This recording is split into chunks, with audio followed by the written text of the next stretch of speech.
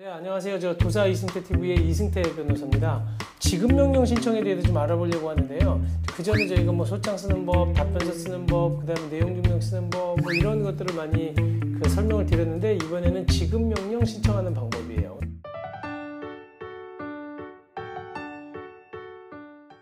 들어보신 분도 있을 것 같은데 지급명령 PD님 들어보셨어요? 생소하죠? 독촉 절차 이거 생소하죠? 사실은 소장보다 더 간편한 절차예요. 그러니까 간편하게 소장과 동일한 효력을 받을 수 있는 절차가 있어요. 이게 지급명령이라는 거고 이 절차를 독촉 절차라고도 하거든요. 지급명령이란 대체물, 그러니까 금전이나 대체물, 항상 금전 소송에서 있는 거예요. 이게 돈을 달라고 하는 소송. 그러니까 한마디로 지급명령으로 소유권 이전 등기를 청구할 수 없어요. 뭐 건물의 인도를 청구할 수 없어. 하지만 금전 기타 대체물, 돈처럼 사용되는 거, 뭐 우리 요즘에는 전부 다 뭐 쌀을 갖다가 거래를 안 하니까 옛날에는 현물로 돈 대신 쌀로 거래를 했기 때문에 쌀로도 이제 대체가 돼서 금전처럼 지급하게 했기 때문에 그런 게 가능했는데 여기서는 기본적으로 금전이라고 생각하시면 돼요. 그러니까 자꾸 그 돈을 달라고 할 때 그런 청구를 할 때 쓰는 게 지급명령인데 소송이라고 하는 거는 소장을 내면 제출하면 상대방이 받아서 답변서를 제출해야 되고 답변서를 제출하고 서로 증거를 뭐 증인신문도 하고 여러 가지 절차를 거쳐서 판결을 선고하는데 그 기간이 굉장히 오래 걸리잖아요. 지급명령이라고 하는 거는 그거보다 훨씬 더 간편한 절차를 통해서 하는 거예요. 그러니까 여기 금전 그 밖에 대체물인데 여기 금전이 빠졌네. 자꾸 빠지는 게 생기지. 여기 보시면 지급명령의 특징은 뭐냐면 일단 인지대가 싸요. 우리가 소장을 제출하려고 그러면 인지대 그 다음에 송달료를 제출해야 되거든요. 근데 여기 보시면 일반 소송의 경우에는 이 계산법이 여기 나와 있어요. 1000만 원 미만의 경우에는 인지세를 어떻게 계산하냐면 900만 원을 예를 들면 900만 원에다가 0.5%를 곱하고 다시 0.9를 곱하는 게 이게 인지세를 계산하는 방법이에요. 그리고 만약에 이게 1억 원 이상이다. 1억 원의 경우에는 0.4%를 곱하니까 그 4%, 0.4니까 40만 원이잖아. 거기에다가 5만 5천 원을 또 더한 다음에 0.9를 곱해요. 40만 원 정도 돈의 인지대가 나오는 거거든요. 이거를 접수를 해야 돼. 인지세를 납부를 해야지만 소장이 발송이 되거든요. 법원에서 받아주죠. 거기다가 또 송달료를 한 명일 경우에는 15회분을 내야 돼요. 15회분이다 보면 그게 송달료가 얼마가 되냐면 10만 6,500원 정도 되거든요. 이러한 것들을 지급명령에서는 굉장히 간편하게 해주는 거지. 간편하게 소송을 독촉 절차로서 사용할 수 있게끔 빨리 그냥 어떻게 보면 신속하게 재판할 수 있는 절차를 마련해 놓은 거예요. 일반적인 소송과 달리 지급명령에는 인지대가 10분의 1. 아까 제가 얘기 드린 지급명령에서 인지대 계산액은 소송물가액 곱하기 0.5를 하는데 1000만 원 미만의 경우에 거기다 다시 10분의 1을 한다는 거지. 그리고 나서 0.9를 곱하는 거거든요. 여기 보시면 인지액 계산 방법이 제가 써놨는데 10분의 1 정도가 더 저렴하다는 거예요. 그리고 또 송달료도 한 명을 피고로 할 때 4회분만 납부하면 돼요. 그러니까 28,400원만 내면 되거든요. 이 송달료 4회분 왜 내는 건지 아세요? 송달료를 그 4회분 내라는 게 잠정적으로 잠든 거야. 15회분은 뭐냐면 일반 소송에서는 재판을 하다 보면 내가 법원에서 우편을 비용이 많이 들잖아요.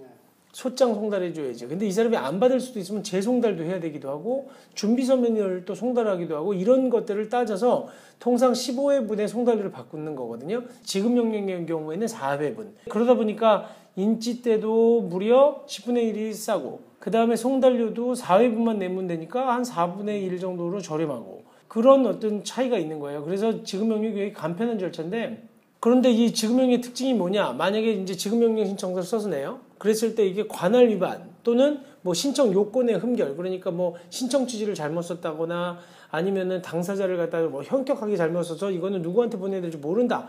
이런 경우가 없다 그러면 바로 지급명령 신청 들어온 것을 승인해가지고 명령서를 상대방에게 보내주거든요. 그러면 그게 지급명령이 되는 거예요. 지급명령을 피고가 받잖아요. 만약에 우리 PD님이 나한테 돈을 한 2천만 원 빌려줬는데 안 갚아. 그러면 보통 소송한다고 생각하는데 그때 지급명령 신청하는 거야. 지급명령 신청해서 언제까지 지급해라. 저한테 지급명령 신청을 하면 법원이 저한테 송달을 해주잖아요. 송달을 받으면 받은 날로부터 지급명령을 받은 날로부터 2주 내에 이의를 하지 않으면 판결하고 동일하게 똑같은 효과를 발생해요. 굉장히 간편하죠. 인지세도 적게 내고 송달료도 적게 내고.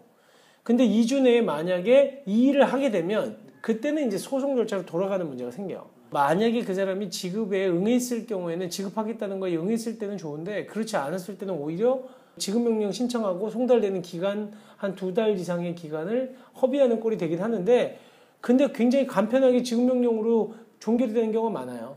돈준을 사실은 다투지 않는데 돈을 줘야 된다는 건 다투지 않는데 시간을 끌려고 하는 사람들도 있잖아. 또 하나는 자기는 재산이 없어. 솔직한 얘기로 판결 받아도 내가 낼 돈이 없는 사람은 지급명령 그냥 받아요. 피고가. 그러면 뭐 원고 입장에서 판결문을 갖고 있는데 현재 집행할 재산이 없으니까 사실은 휴지 쪼가리나 마찬가지지. 근데 그런 소송을 하려고 애써 변호사를 선임해서 인치세도 많이 내고 송달료도 내면서 소송할 필요가 없다는 거죠. 그래서 지급명령이 많이 사용이 돼요. 그래서 여기 보시면 지급명령이 절차는 신청서를 제출하면 재판부에서 그 출석 없이 서면 심리하는 거예요. 요건에 특별히 문제가 없나만 보고 지급명령 결정을 하면 이게 송달이 되는 거예요. 이때부터 2주 이내에 이의 신청을 하면 민사소송으로 가는 거고 2주 이내에 이의 신청이 없으면 그냥 판결문과 똑같은 효력을 갖는 거예요. 지급명령 신청을 할 때는 주소를 신청 단계에서 주소를 모르면 안 돼요. 주민등록번호랑 주소를 정확하게 알아야 됩니다. 그게 또 단점이 있지. 이 뒤에 나오는 게 뭐냐면 주소 보정한다는 거는 지급명령 결정을 송달을 했는데 송달이 안 될 경우에 그 채무자의 주소를 보정할 수 있는 절차가 있는 거거든요. 그래도 만약에 주소 보정이 안 되면 그 각하를 시켜버려요, 나중에. 결국은 지급명령 신청이라고 하는 게 주소를 알고 그리고 주민등록번호도 알고 그다음에 지급 채권액에 대해서 별로 다툼이 없을 때는 소송보다는 지급명령 절차를 통하시는 것이 훨씬 더 간편하다는 거예요.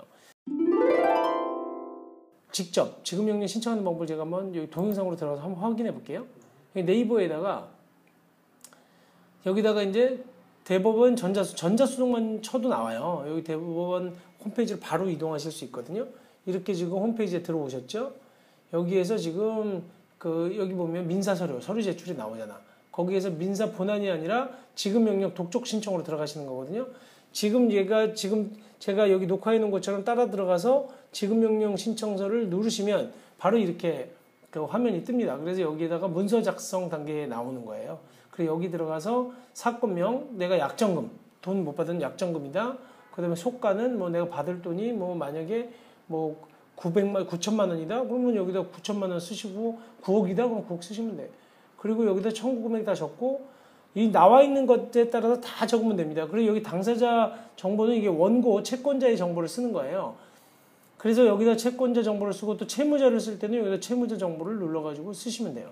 대신 근데 지금 이거 쭉 보시면서 제가 그냥 설명드릴 텐데 여기에 적을 때 나와 있는 대로 다 적으면 되지만 신청 취지는 본인이 정확하게 적으셔야 돼요. 원금 받아야 될 게 얼마, 이자 받을 게 얼마, 그리고 언제까지 갚기로 했는데 안 갚았다. 이런 내용들은 정확하게 기재를 해 주셔야 됩니다. 그리고 그렇게 지금 요 나와 있는 것에 따라서 그대로 입력만 하시면 바로 그냥 쉽게 지급명령 신청을 할 수가 있는 거예요. 여기서도 지금 주소랑 다 기재를 하는 난들이 있어서 주소 기재 전부 다 싹 다 하셔야 되는 겁니다. 그리고 그 법인의 경우에도 법인한테도 할 수 있거든요. 그러니까 법인의 경우에는 대신 대표자의 주소까지 다 아셔야 돼요. 제가 지난번에 설명드렸던 뭐 소장에 나와 있는 내용들처럼 한번 참고하셔서 또 청구 취지도 기재를 하셔야 되고 여기 보면 청구 취지 저희가 지금 적고 있는데 금액을 만약에 원금이 얼마다. 채무자는 여기에서 채권자에게 청구 금액 및 독촉 절차 비용을 그대로 지급하라라는 내용을 쓰면서 청구 금액이 뭐 여기에서는 지금 저희가 9억 정도를 청구를 한 거거든요. 채무자는 채권자에게 뭐 금액 및 이에 대해서 뭐 이 지급명령 송달일 다음 날로부터 변제하는 날까지 12%의 금액을 갚아라. 이렇게 지금 그 청구 취지를 기재를 하는 거예요. 그래서 비용이 얼마인지 다 적어내고 그다음에 신청 원인에 대해서는 제가 예전에도 한번 설명드렸던 것처럼 당사자들의 관계 너랑 나랑 어떤 사이인데 내가 돈을 빌려줬다. 그리고 또 청구 채권은 빌려준 돈 얼마다. 그리고 이자는 거기에 얼마를 내야 된다. 그것까지 그 사실관계를 정확하게 적어서 작성을 해주시면 되는 겁니다. 이제 문서 작성을 했어요. 그래서 사건 첨부를 하고 나서 여기에는 첨부 서류를 넣는 건데 첨부 서류도 여기 파일 같은 것도 전부 다 올릴 수 있어요. 전자수송에 가시면 지금 여기에다가 그 우리 영수증이라든지 아니면 입금 내역이라든지 이런 것들을 다 첨부를 하시는 거예요. 파일을. 그리고 나서 작성 완료를 누르시면 어떤 게 나오냐면 지금 이 화면에 나오는 것처럼 지급명령 신청서가 원본이 이렇게 쑥쭉 나와요. 지급명령 신청서 제가 쓴 뭐 당사자 이름, 청구 취지, 청구 원인들이 전부 나오는 거거든요. 이렇게 지금 소송을 하시는 겁니다. 지급명령 신청처럼 이렇게 굉장히 간편한 절차가 있다는 거를 좀 염두에 두시고, 사람들은 가끔 공증을 많이 받으려고 그래요. 간편하니까. 공증은 집행력은 있어. 안 갚으면 뭐 언제까지 돈을 갚겠다라는 거 공증 받아놓으면 강제 집행은 바로 할 수 있는 장점이 또 있어요. 공증의 장점도 있는데, 공증은 또 그 집행력만 있을 뿐이지 그 내부의 그 어떤 판결의 효력과 동일한 효력을 갖지 못해요. 제일 쉬운 건 그냥 종이에다가 약정서에서 약속을 하는 거지만, 그거의 가장 큰 문제는 뭐냐면 강제 집행을 못 한다는 거예요. 그래서 우리가 공정증서를 만들거든요. 집행을 당해도 좋다는 집행일납부 공정증서를 만들어. 그래서 법원 가가지고 공증사무소 있잖아요. 거기 당사자 데리고 가서 공증을 받아두는 경우가 있어요. 그렇게 되면 돈 안 주면 바로 그 공정증서를 가지고 강제 집행할 수 있어요. 그게 또 장점이야, 공증에. 근데 공증 잘 못하는 경우가 있어. 그냥 서로 그냥 약정서만 쓰거나 아니면 구두로만 해놓은 경우가, 공증을 못 해놨을 때는 나중에 판결을 받아서 강제 집행을 하려고 하면 결국은 소송을 해야 되는데, 그때 본소송, 일반적인 민사소송을 제기하면 인지때도 많이 들고 또 시간도 오래 걸린다는 거예요. 그럴 때는 지급명령 절차를 이용할 수 있다는 거거든요.